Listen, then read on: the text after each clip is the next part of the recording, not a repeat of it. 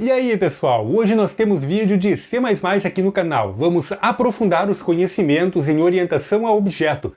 No nosso vídeo anterior dessa série, nós introduzimos o conceito de declaração de classes e orientação a objeto. E agora nós vamos ir um pouquinho mais além, trazer um conteúdo muito importante para você que quer dominar o C, principalmente para a utilização em microcontroladores, seja PIC, Arduino ou até mesmo ARM. Eu sou o engenheiro Josias Martins da Bobson P&D. Vem comigo logo depois da vinheta.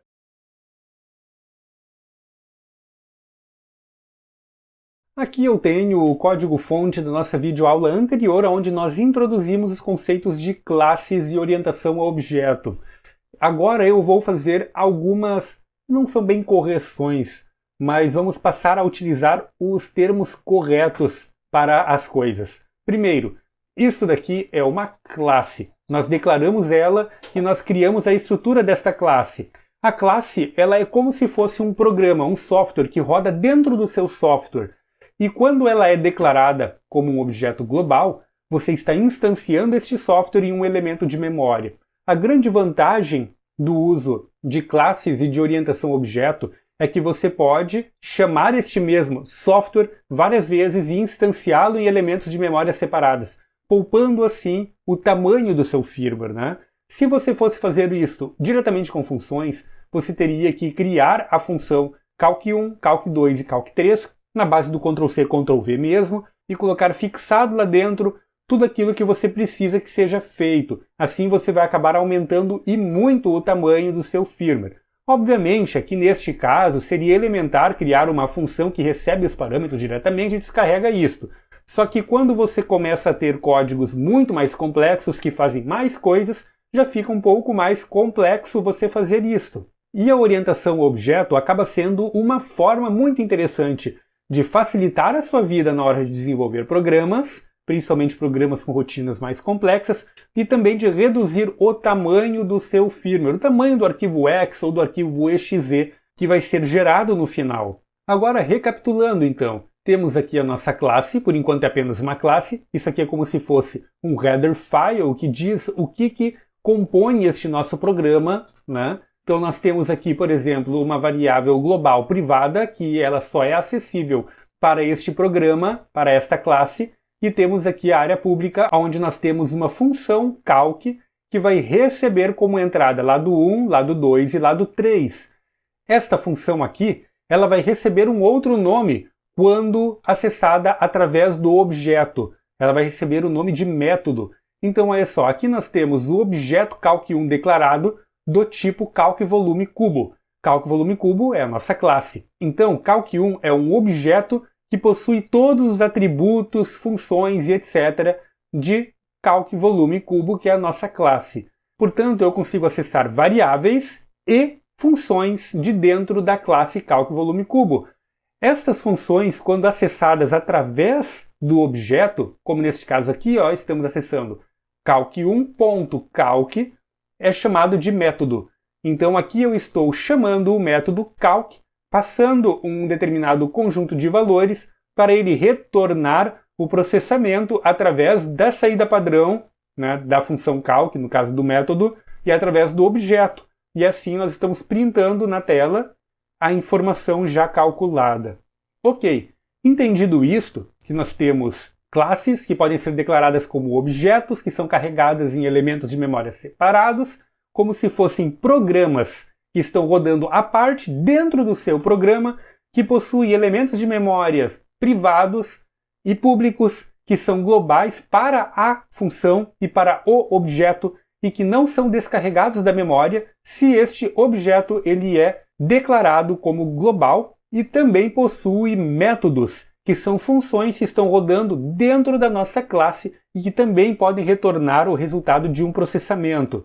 Deste modo, nós podemos então seguir adiante e fazer o seguinte. Aqui o que eu fiz? Eu criei duas variáveis, cf lado 1 e cf lado 2, que são float. Essas variáveis serão utilizadas para armazenar as configurações de inicialização do nosso dispositivo, do nosso pequeno software, né, do nosso objeto, neste caso. nós poderíamos utilizar essa mesma metodologia para criar um programinha para controlar, por exemplo, um chip de RTC ou um chip para verificar, por exemplo, um volume de água, uma coluna de água e etc. E aqui eu poderia, inclusive, colocar, por exemplo, um int pin para definir qual é o pino digital que está atrelado a este cara. Deste modo, a partir deste modelo aqui, o que eu tenho? Eu tenho privado as configurações que são internas para o sistema, vão ficar guardadas dentro da memória do objeto enquanto o microcontrolador ou o computador estiver ativo ou o software não estiver finalizado. Temos aqui em público uma variável float chamada result, que vai armazenar o resultado do último processamento e pode ser acessado através do objeto de forma direta. Temos também aqui o método calc, que vai receber apenas a altura desta vez. Não vou passar os lados do nosso paralelepípedo, né? Não vou passar os lados dele, vou passar apenas a altura desta vez. Por quê? Lado 1 e lado 2 serão configurados durante a inicialização. E temos aqui, novamente, uma função ou um método chamado config, onde nós vamos configurar lado 1 e lado 2. A ideia aqui é que durante a inicialização do sistema, nós vamos chamar o método config, vamos passar lado 1 e lado 2, e o nosso método config, que está bem aqui, ó, ele vai pegar lado 1 e lado 2 passados na entrada padrão da nossa função config e jogar dentro das variáveis privadas cf lado 1 e cf lado 2. Essas variáveis, elas são globais para a classe. Portanto, como eu declaro aqui, ó, várias vezes objetos utilizando esta classe, objeto calc1, calc2 e calc3 como globais, estas variáveis elas também serão globais ao sistema, só que privadas para esta classe, privadas para este objeto, não acessíveis pelo camada de cima, né, do nosso sistema, e elas não serão eliminadas ao final do processamento. Elas vão ficar ali com a informação guardada para todo sempre enquanto o sistema estiver energizado.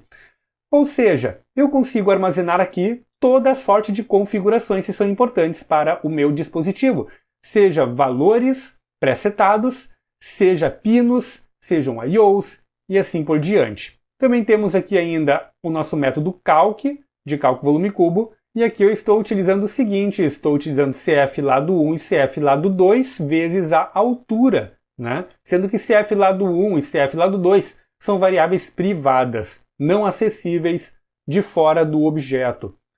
Na sequência, temos agora aqui uma função setup, que eu estou utilizando para inicializar tudo, né? E aí eu já chamo, olha só, o método config do objeto calc1, passando os valores dos lados. Config do objeto calc2 para configurar também os seus lados e assim por diante. E aí eu declarei 3 objetos, calc1, calc2 e calc3, e configurei 3 lados, né, diferentes para cada um destes caras. Na sequência, temos aqui então a nossa função main, a declaração de uma variável altura. Tenho também aqui a declaração de uma variável char chamada exit, porque agora eu quero manter isso aqui em loop até mandar sair, né, até finalizar o programa, e chamo setup. Temos um while para manter isso aqui preso em um loop infinito, e por fim, cout, altura 1, 2 pontos, cin para capturar a altura em ponto flutuante. Cout, volume 1, chamamos então o objeto calc1, método calc, passando apenas a altura. Como nós já configuramos os valores dos lados, eles já estão dentro do nosso objeto, eu não preciso ficar passando eles toda a hora, apenas passo o valor de altura e um endl para dar uma quebra de linha. Faço isso para todos os 3 objetos e no final aqui eu pergunto se quer sair, S ou N para sair, e aí capturo a informação colocando dentro de exit, verifico com um if se é para continuar executando ou não o nosso software. Se colocar S de sim, né, para sair, ele vai dar um break no nosso while e vai cair fora e finalizar o nosso programa. Ok, então é isso aí. Dando uma olhada agora aqui no nosso código, eu encontrei, temos um errinho aqui, ó. CF lado 2, né? Temos que colocar lado 2 em CF lado 2. Antes eu também já tinha visto este mesmo erro aqui. Corrigido agora, vamos clicar aqui em Build and Run.